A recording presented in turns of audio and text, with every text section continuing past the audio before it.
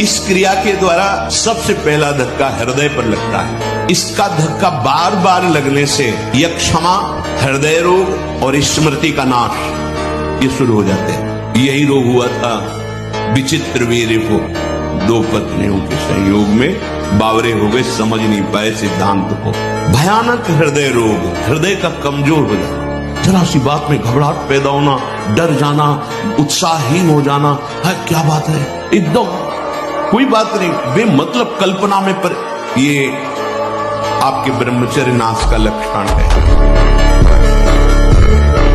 ब्रह्मचर्य का बहुत बड़ा प्रताप होता है। तो एकदम हर नस नाड़ी में एक अव्यक्त तेज रहता है, अव्यक्त उत्साह रहता है, बोझ रहता है। कोई भी कार्य, जैसे कि परिक्रमा चला, हाँ ये थोड़ी अगर हम किडनी फेलियर है, पर हमारा उत्साह इतना जोर कर रहता है कि किसी कार्य में निगेटिव सोच है ही नहीं, पॉजिटिव है, तो हम आनंदित रहते। अब जैसे ये तो फेल हो गया, तो हम पॉजिटिव हो गए। भगवान कोई न कोई रास्ता तो रखे होंगे ना।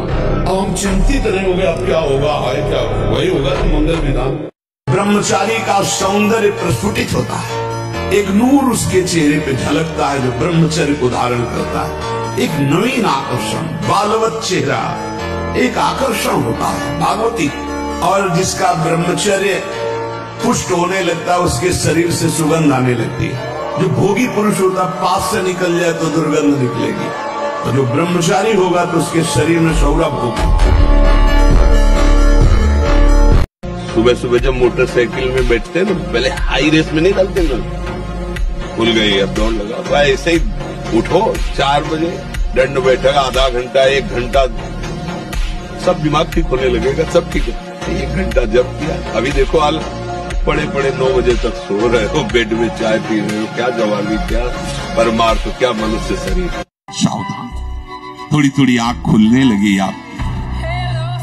अब ऐसा प्रमाद मत करना कि फिर सो जाओ, नहीं, अभी पूरा जगो। और जाग गए तब सोना क्या, समझ गए तो रोना क्या।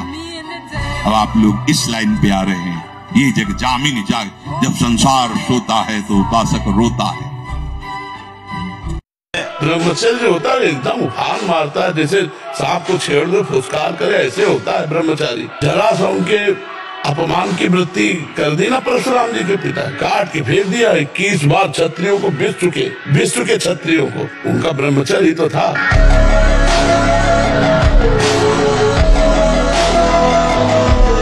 ब्रह्म मुहूर्त में उठ के देखो आप, 4 बजे उठिए, थोड़ा जल पीजिए, सोच जाइए, फिर इसके बाद कपड़ा पहनिए पवित्र होके, और फिर दौड़ लगाइए, दंड बैठक मारिए, थोड़ी देर घंटा 8 घंटा नाम जप कीजिए, भगवत ध्यान कीजिए, और फिर अपने काम में चले जाइए। देखो आपका चेहरा, आपका जीवन प्रकाश में रहेगा।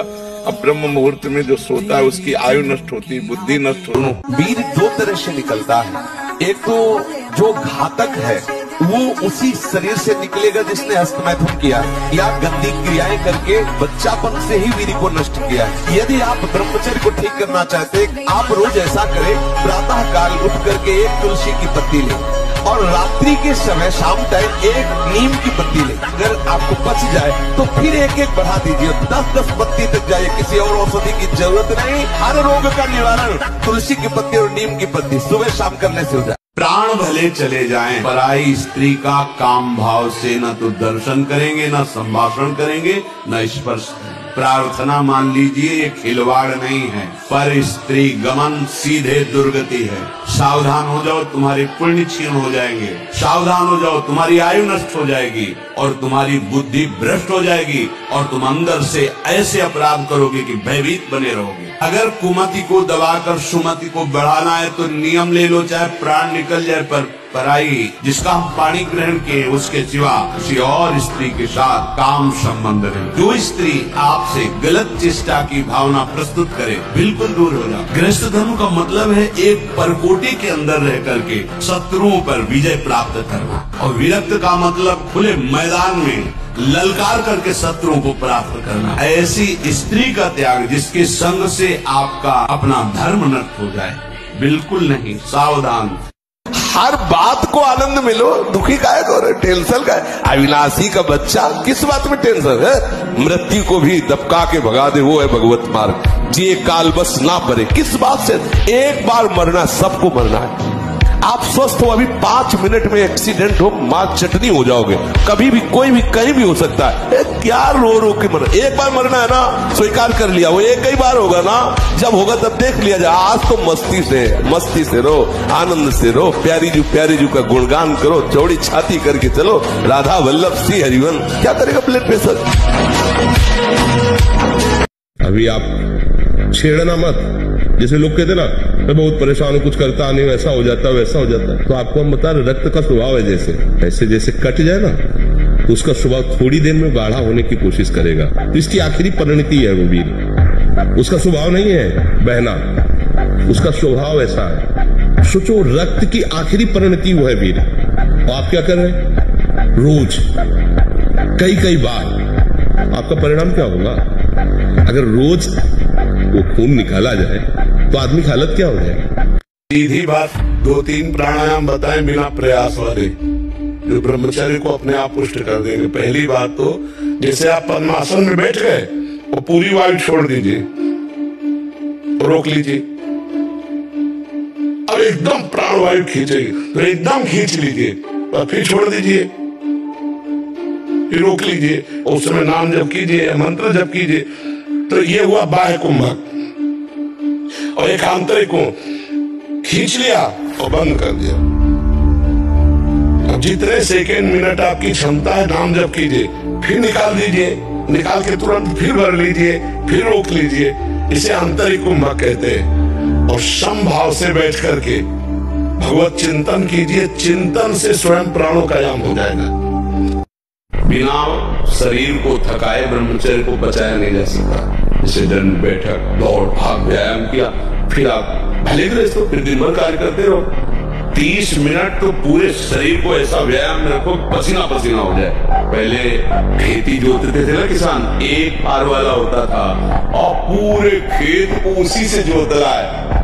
बलवान होते, 2 लीटर मठा और 8 रोटी पाए, बैल की जैसी ताकत। अगर बैल को नाक पकड़ कर रोक ले तो वो वही खड़ा हो। ब्रह्मचर्य होता है एकदम उफान मारता है, जैसे सांप को छेड़ दो, फुसकार करे, ऐसे होता है ब्रह्मचारी। जरा सा उनके अपमान की वृत्ति कर दी ना परशुराम जी के पिता, काट के फेंक दिया। 21 बार क्षत्रियों को विश्व के क्षत्रियों को, उनका ब्रह्मचर्य ही तो था।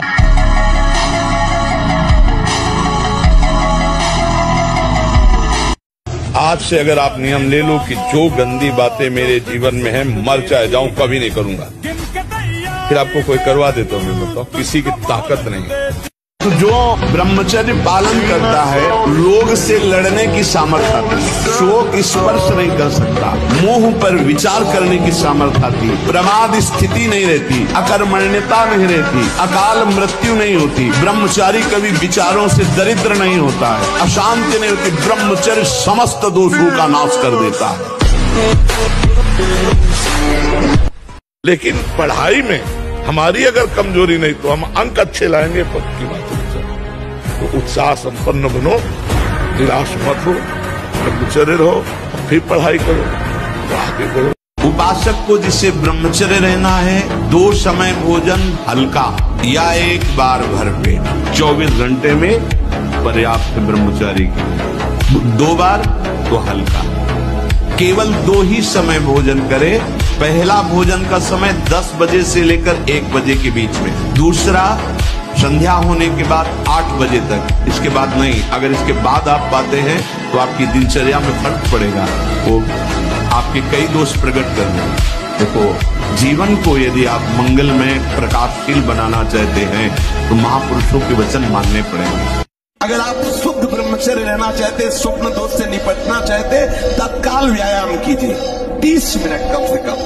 दंड है, बैठक है, और भी आसन है, योगियों ने बताए हैं। और फिर 20 मिनट कम से कम प्राणायाम कीजिए, कपालभाति, अनुलोम विलोम आदि जो भी आप सीख पाए। और इसके बाद 30 मिनट तक कोई खान पान न कीजिए। प्राणायाम व्यायाम के 30 मिनट तक ना आप चाय पीजिए ना पानी। चाय तो बड़े बूढ़ों की बात है, आपका शरीर रोगी हो तो चाय की जरूरत क्या है। ब्रह्मचारी अपने आप में इतना चाय होता है कि उसे जरूरत ही नहीं दूसरे किसी गर्म पदार्थ पाने की। भोजन के समय आपको पानी नहीं पीना है। यह अभ्यास आपकी दिनचर्या में बहुत बाधा पहुंचा देगा। यदि आप भोजन के साथ पानी पीते हैं, गैस बनना शुरू हो जाएगी, कब्ज बनना शुरू हो जाएगा और परेशान हो जाएंगे। अगर आपको भोजन में पानी की आवश्यकता लगती है तो आप आधा घंटे पहले थोड़ा पानी पी लीजिए, भोजन के आधा घंटा पहले, और भोजन के समय बिल्कुल मत पीजिए, और भोजन के आधा घंटा 1 घंटा बाद आप तक के पानी पी लीजिए, उतना जितना श्वास और भोजन करने में परेशानी न पड़े। खड़े खड़े पानी नहीं पीना चाहिए। रात्रि में सोने के समय गर्म दूध नहीं पीना चाहिए। हमारी बात हर विद्यार्थी अगर मान ले, हमें फिर इसका उत्तर दे। आप अपने ब्रह्मचर्य को क्षीण मत करना, आप कोई नशा मत करना जब तक विद्या अध्ययन कर रहे हो, ये बहुत बड़ी साधना है। और अगर आप ग्रेजुएट ना हो जाए तो हमें बताना। अगर आप ठीक नियम से चलेंगे तो 6 महीना लगेंगे आपको उसको कवर करने में, 6 महीना लगेंगे। और अगर आपने प्रमाद स्थिति की, वो तो निकल ही जाता है, फिर हमको करने से क्यों मना किया जाता है? तो आप देख लेना, कुछ समय बाद आपकी हालत बहुत गंभीर हो जाएगी, जो आप बता भी नहीं पाएंगे किसी से। क्या गंभीर हो जाएगी?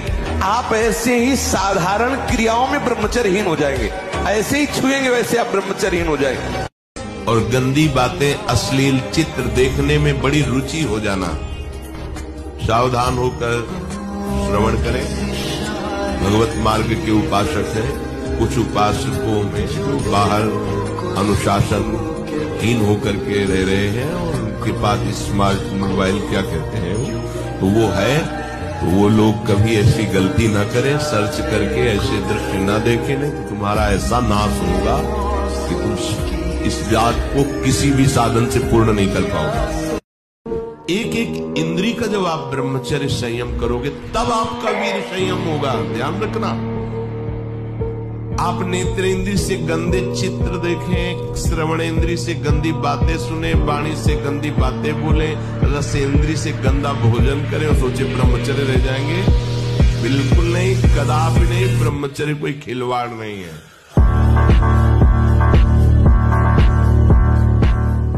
जो बहुत सोता है उसको कभी योग सिद्ध नहीं होता। सच्ची मानिए, 3 घंटे नींद में काम हो जाता है, अधिक से अधिक 4 घंटे। ये सोना हमारे लिए बहुत हानिकारक है और ये सोना हमारे लिए लाभदायक भी है।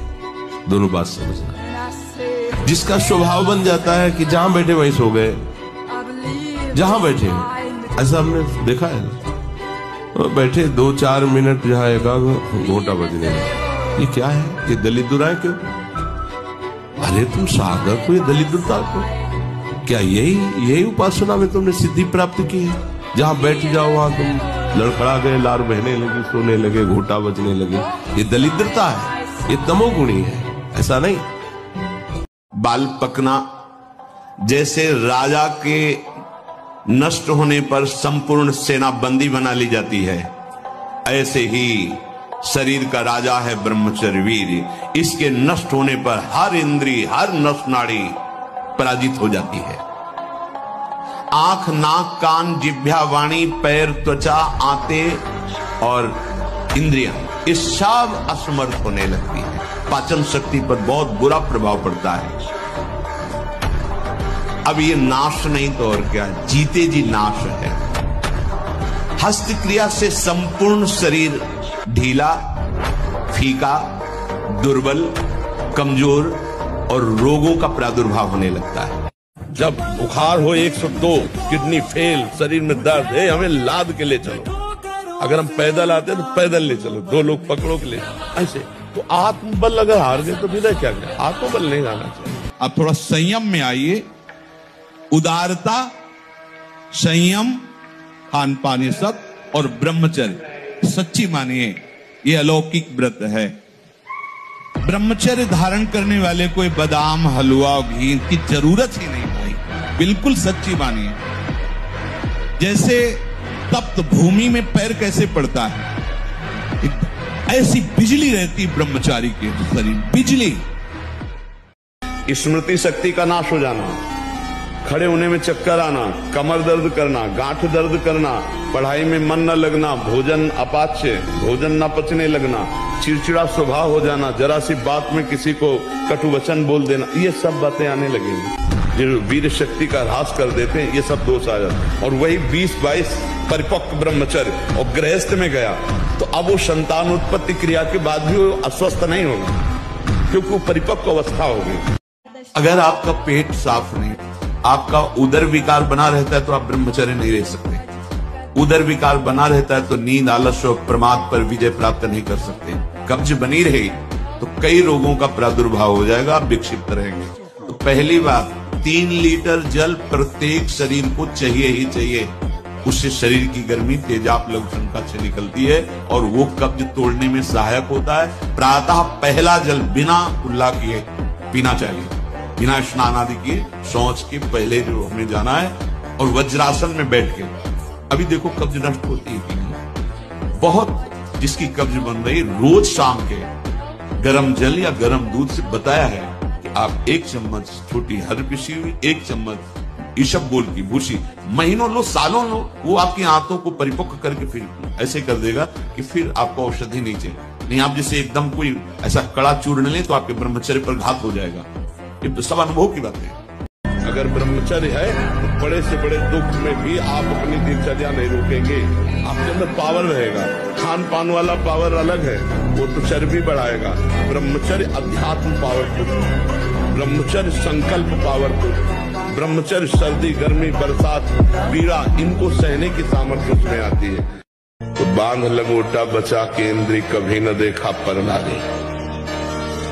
जो काछवास मन निश्चल राखे, धनी धनी जननी तेरी रे। नरसिंह मेहता जी कहते हैं कि हमें पूरे आजीवन ये नियम रखना है कि पराई माता बहनों की तरफ हमारी गंदी दृष्टि न हो।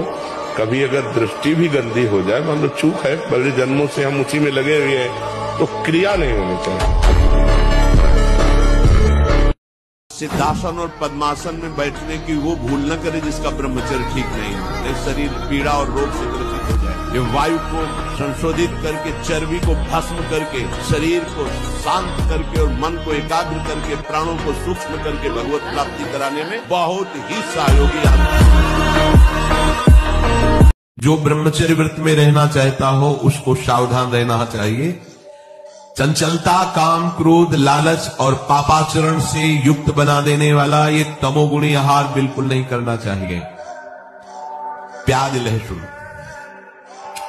गाजर, उड़द, मसाला बाजार का बना हुआ मसाला, ये नहीं। और तमोगुणी में मांस, मछली आदि, अंडा, शराब, चाय, काफी, ये लिखा कोकीन, चरस, ये सब तमोगुणी में है। और घोर तमोगुणी बासी भोजन। और ब्रह्मचर्य हमें तेजस्विता, स्मृति, बलवान और लक्ष्य पर चलने की योग्यता प्रदान करता है। आज हमारा समाज ब्रह्मचर्यहीन होता जा रहा है, इसीलिए लक्ष्य से भ्रष्ट हो गया है, इसीलिए वो नकारात्मक सोच वाला बन गया है। हिंसा, व्यभिचार, व्यसन उसके जीवन में बढ़ गए हैं। ब्रह्मचर्य एक अमोघ शक्ति है। मेरी उम्र 14 वर्ष है और आपकी कृपा से मैं अभी तक अच्छे से ब्रह्मचर्य का पालन करने का प्रयास कर रहा हूँ। पर कभी कभी दूसरी माताओं और बहनों पर गलत दृष्टि चली जाती है। अभी तो माता बहनों के प्रति दृष्टि जाने वाली अवस्था है नहीं बच्चा। गुरुजी महाराज कभी कभी सोच उनके लिए प्रति गलत। मोबाइल का जो प्रयोग किए हो नहीं, बिना संस्कार मोबाइल के आए, ऐसा सोच कैसे आ जाएगी? अभी तो 14 वर्ष के हो आप, अभी तो नव किशोर अवस्था है आपकी, अभी तो यौवन में प्रवेश नहीं हुआ। ये संस्कार कैसे आए? या तो मित्र से या मोबाइल से, किससे आए बोलो ना? मित्र। हाँ, तो ऐसा दोस्त नहीं बनाना। अब वो छोड़ दिया मगर बाद में लगता है कि पाप हो गया, मगर अभी तक कोई गलत काम नहीं करा, अभी तक अच्छे से ब्रह्म। तो अब अंदर की बात है कि जब अंदर गलत विचार आवे तो उनको आप देख रहे हो ना, स्वीकृति मत देना, समझ रहे हो? कोई क्रिया मत करना, आपको बस शांत रहना है। नाम जप करना, उसी समय डिलीट होते चले जाएंगे। आप खुद अनुभव कर रहे हैं कि हम जितना अच्छा ब्रह्मचर्य धारण करते हैं उतना चिंतन में आनंद मिलता है। ये परम सत्य बात है, क्योंकि ब्रह्मचर्य क्षीण होते ही मेधा वो अंदर से मन भजन के लिए निरुत्साहित होने लगता है। तो लगता है क्या करें, और वो निरुत्साह उसे थोड़ी देर के लिए लगेगा, आज के बाद कभी नहीं करूंगा, लेकिन कुछ ही क्षणों बाद इतनी जोर से बेगाता है, वो सारे कसम, सारी वृत्ति सब फिर हट जाती है। फिर वो आखिरकार वो अगर सत्संग ना हो तो वो जीव एकदम निकृष्ट भावना में और नास्तिकता में चला जाता है। अगर होते कोई भगवान तो इतनी बार प्रार्थना की, इतनी बार कसम खाई, इतनी बार कुछ नहीं होता अध्यात्म से, ऐसी बात अंदर डलवा देगा मन, क्योंकि वो यही चाह रहा है कि तुम फंसो माया में। समझ रहे ना?